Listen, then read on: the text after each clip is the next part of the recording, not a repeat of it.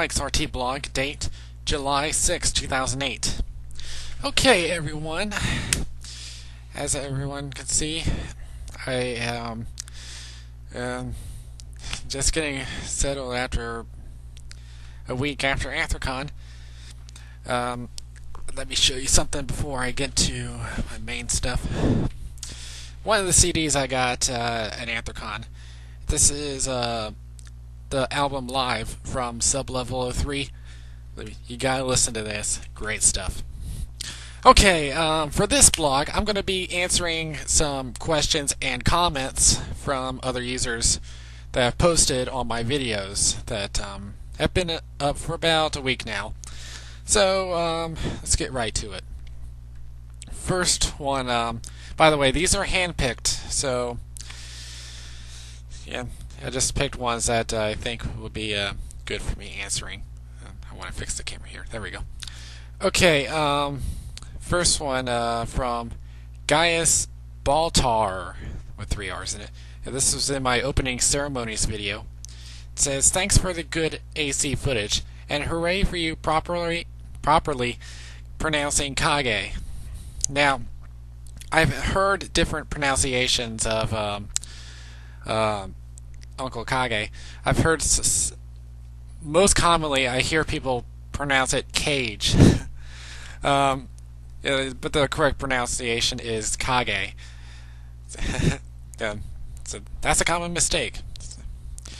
Also in the opening ceremonies video from Mad Sniper Mike, it says, "I have seen the tags on fursuiters' ears. Uncle Kage mentioned it. What are they, and how does someone come across getting one?"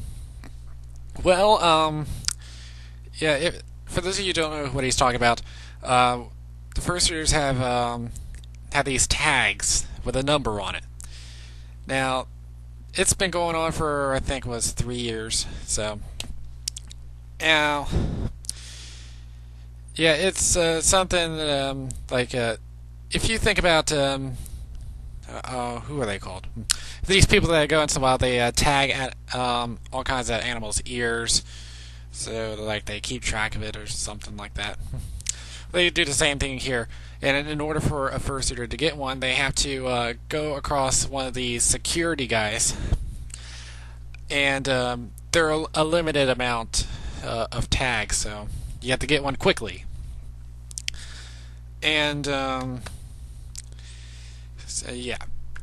Okay, next one from one of my good friends at Anthrocon, Firebird, under the username CandleGirlBMK. And this comment says, "Holy carp." I think she meant holy crap. "I recall last year just sitting off to the side watching the line fill up." And this is from the Dealer's Den video. If you look at the beginning of the video, you can see how long that line is. The Dealer's Den was at Hall C, which is on one side of the convention center. The line went, it looked like all the way to Hall A, which is all the way across the convention center. Yeah, I don't know how many there was last year, but that was a very long line. But luckily, I got a good spot and got in with no problem. Alright, next one from Dante012345432210. A lot of numbers for that name.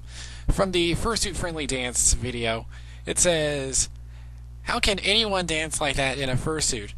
It gets super hot after a few minutes. Kudos to him for the talent and the resistance." Well, I've had lots of other comments with the same exact thing.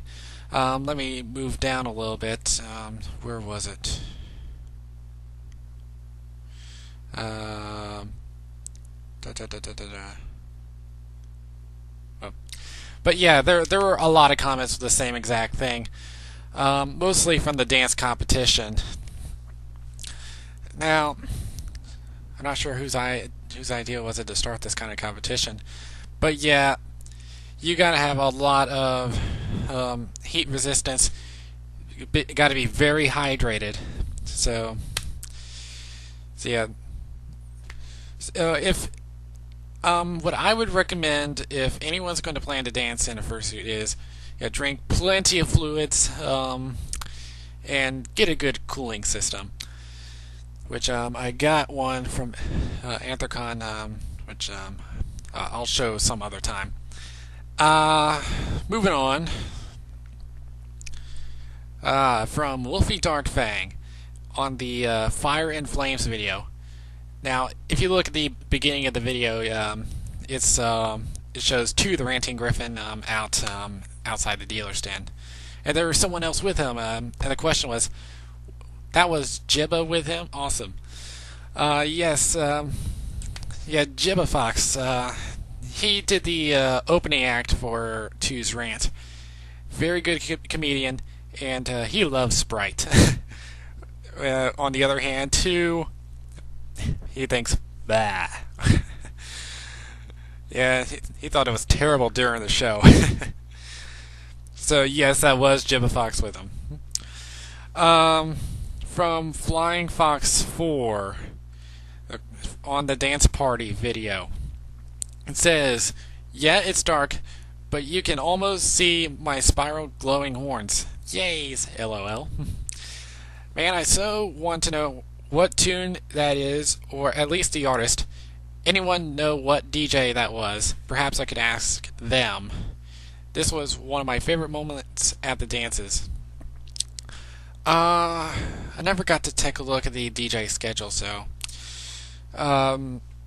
once I find out what DJ that was, or if anyone wants to answer that in the comments at the end of this video, feel free to do so, and maybe you can find the DJ and he'll let you know.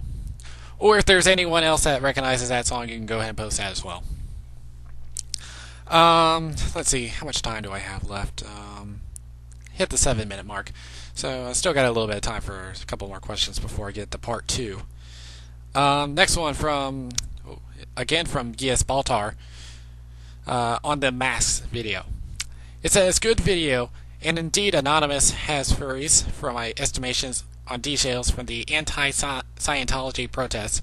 Furries encompass 6 to 7% of Anonymous. Now, yeah, I only know so much about Anonymous. So far, I'm keeping an eye on their Scientology protests. But yeah, there was I don't know if that was the only person that had the V mask there, but yeah. But he was friendly. So there was no problems. By the way, there was no trolls, no protesters outside of Anthrocon this year.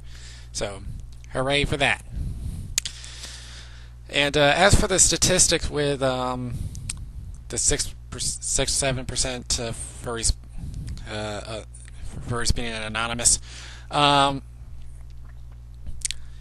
yeah, I don't know about that statistic. I'll have to confirm that with someone. I do have a friend that's with Anonymous.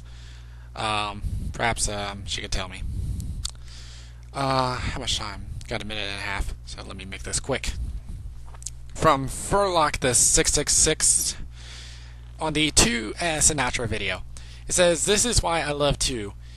He not only is a masterful comedian, but he can speak with wisdom that transcends diversities. He's much like George Carlin.